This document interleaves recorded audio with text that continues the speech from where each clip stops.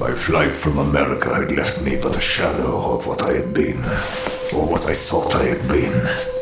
Now I was a fractured man, a man with no face, plagued by nightmares. No! Mother, no! Let her go!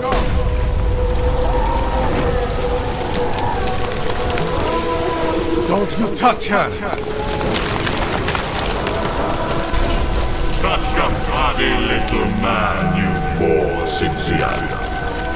Shall we let him see you burn? No! Mother, no!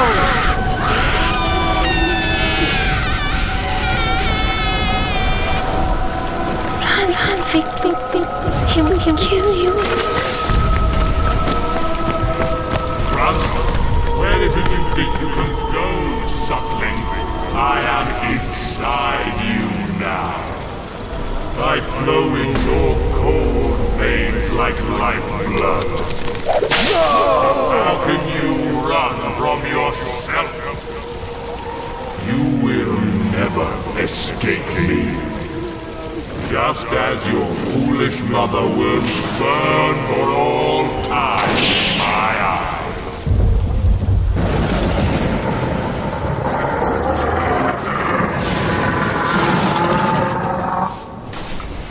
No! Nearly every night it was the same. Nightmares that felt so real. And when I awoke, I could feel the scars under my bandages pulsing with the cold fire of the demon's touch. I had fled for months, trying to lose myself in the ancient cities of Eastern Europe, where the Americans would not find me, even if they dared to look. But wherever I went, there was one thing that always dogged my steps, that haunted my days and my nights. My failure. My whole life had been bent toward a single purpose, to save my mother from her torment. And when the time came, I crumbled like a child in the face of true horror. I will confess that I was a bitter man, adrift on a sea that spiraled ever downward, lost in the darkness of my soul. Out, Otto. I've told you before, you drunken fool. Stay out of my stairwell. Ah, young Master Von Doom. Such a nice boy. Sorry to disturb you. I only sought shelter from the cold. Well, seek it elsewhere, old man. If you know what's good for you. You'll learn to stay out of my way.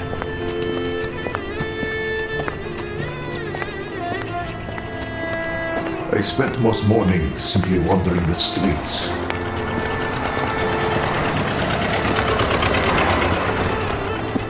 Nervous energy from my dreams driving me out of my basement rooms. My bandaged face brought an untouchable anonymity that I found pleasing. I could be present without really being seen. People looked at me, then quickly looked away. But when night fell, fear of sleep and dreams kept me working long hours, trying to create the fantastic out of parts salvaged from junk shops. Compulsively working and reworking the same devices, seeking perfection I now knew would never be mine. I suppose my rooms must have looked like those of a madman, but a madman is often nothing more than a broken genius.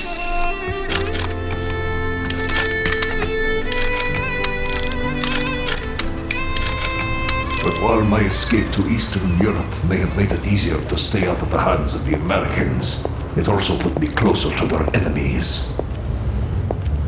Often in my wanderings, I felt I was being watched.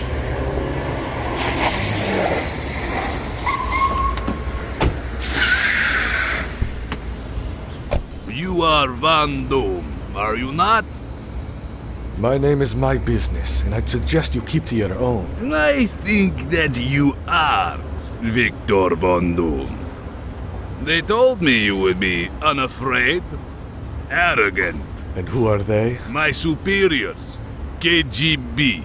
Department X would like to extend invitation to join in struggle against American imperialism and expansion. Thank you for your invitation, but your party will have to go on without me, I'm afraid.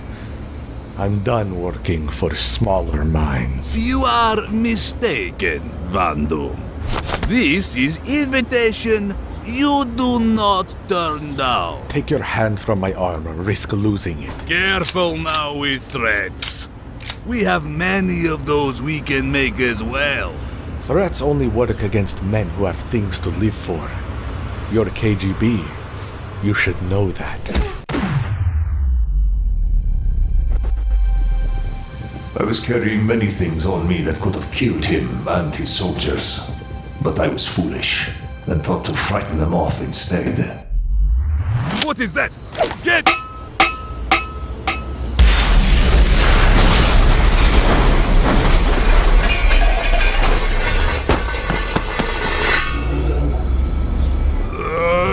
Listen to me, you vile little toad. Tell your Soviet masters that Victor von Doom is not for sale. I want nothing to do with you or the Americans. You'll have to fight your silent war without me. I want nothing but to be left alone. Now, if ever I see you again, one of us will die. And I am not afraid to die.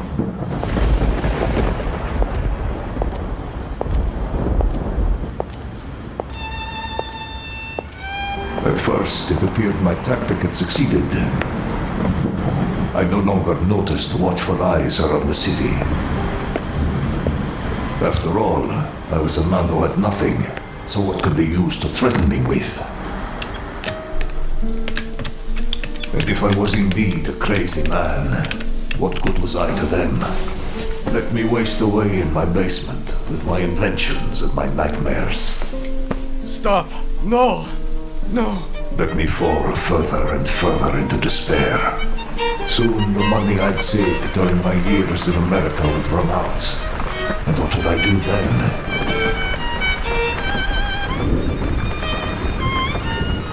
I was pondering that exact question on the morning everything changed.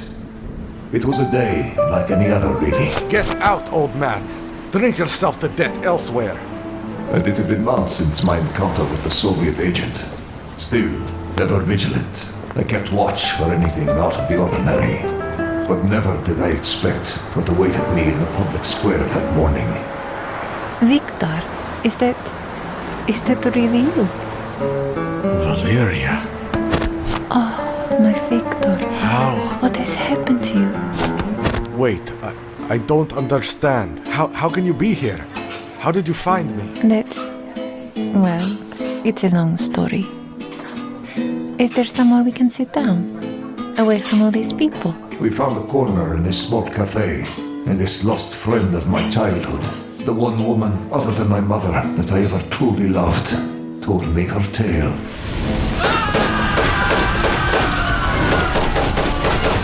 For months, the Baron's men had been raiding our family's caravan, searching for clues of my whereabouts, no doubt. The result of my time in America. The Baron was trying to gain favor with the United States, offering to deliver me to them.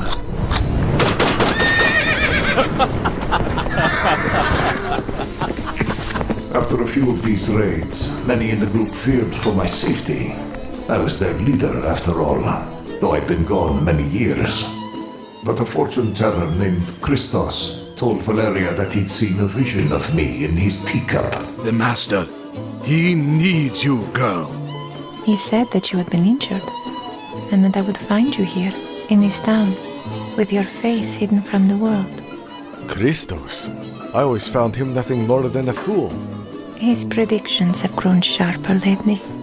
And look, here you are. The family had decided to send Valeria to search for me, using what money they had to buy her passage.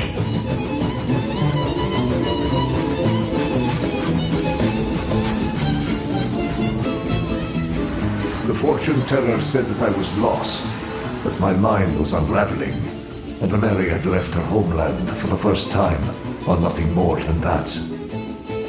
She had come to save me, and I must admit, for the next few weeks, it appeared likely she would succeed.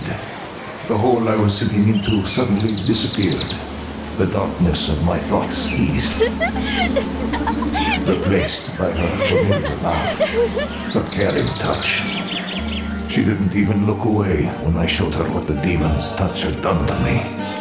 After all my losses, maybe oblivion was not to be my destiny, I thought. Maybe my failure was simply the thing that would bring me back to her, the one person who never really knew me. Maybe I'd been broken so that her gentle hands could put me back together. And when I slept in her arms, no other thoughts troubled me. My ill-fated dalliance with the college girl disappeared into the fog of memory, and even my nightmares were kept at bay. Latveria, I suppose that you must go there at some point, but... We'll go together, my love. The family needs you, and it's time to heal. You've spent so many years without smiling. I thought the Victor I knew was long gone, but now I have hope. I can see your smile again, and I'd like to see it on the faces of your children. I don't know. Latveria, what it's done to our people, to my parents. It's our home, Victor. Nothing else matters. I was starting to believe that perhaps she was right. Maybe it was time to go home. But of course, that was not to be. Otto, leave us be. What have I... I only wanted to give the lady a gift. I meant no harm. Of course you did, Nodo. It's lovely. Why are you so cruel to him, Victor? He's sweet. He's a fool. A drunk who's wasting his life away. Or maybe he's just a sad little man who lost everything he cared about. Life isn't always easy on us. You should know that. Better than anyone. I didn't mean... But she was right. I should have known. Victor! I'm okay. And I was about to get a very unpleasant reminder of that fact. Just keep hands where I can see, Van Doom. I would not want to hurt girl. Victor, what's... Take your hands off of her, or I swear I'll kill you. Maybe, but your little Valeria dies with me then. Does she not? See? Because I am not so stupid as you think, Van Doom. Victor, who is this man? How does he know my name? You say threats only work if you have something worth living for. So I give that to you. I show you a life not through with Van Doom just yet. And now, you come with me, or I take it all away again. How could I be such a fool? I should have sent her away the moment I saw her. Victor, what are you saying? I don't... I told you Christos was not a real fortune teller, Valeria. What was I to do? Could the Baron and the Russians kill me? They needed a way to get to Van Doom. I just did what I had to do to survive. They told me where he was and I made up everything I needed to convince young Valeria to go to him. She was so young and in love. I'm not proud of what I did.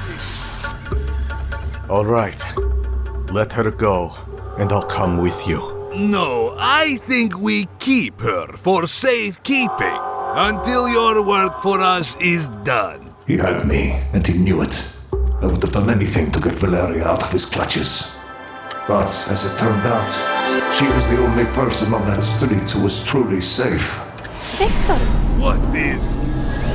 The flower somehow created a shield around her. A blur of movement rushed past me. And then the street was filled with magic and gunfire.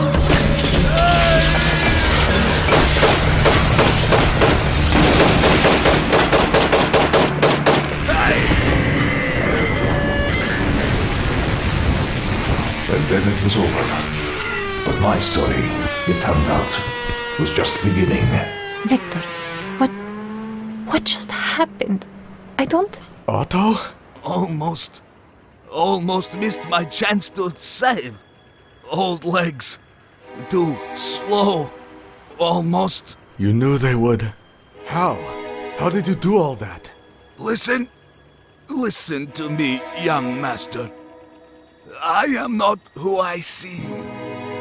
I come from a temple, high in the mountains of Tibet. Long has it been foretold that a man who lost everything, who hides his true face from the world, would come to our temple to learn our ancient secrets. And that man would become our master. What are you talking about? You're insane. I'm not... No, it's true. You are the student who will best the teachers. You cannot deny destiny, Victor von Doom. I know because I was.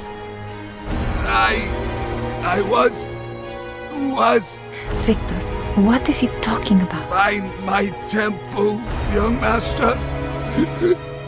They will teach you how to master science of magic.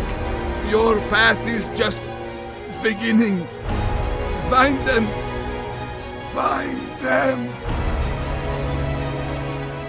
Victor? You have to leave, Valeria. You have to go home. What? No. You're going to come with me. No. It's different now. Everything is different now. You can't just... You never could understand. I'm the one who's different. Different than you. Different than everyone. No, Victor. You can't mean that. Oh, Victor. Oh, no. And, difficult as it was, I turned my back on her again. Destiny had reared its terrible head once more, and I knew I must follow where it led. But I knew also that the Baron of Latveria would face my vengeance one day. He'd meddled with what was left of the heart of Von Doom, and he would pay for what he'd done to me, and to Valeria.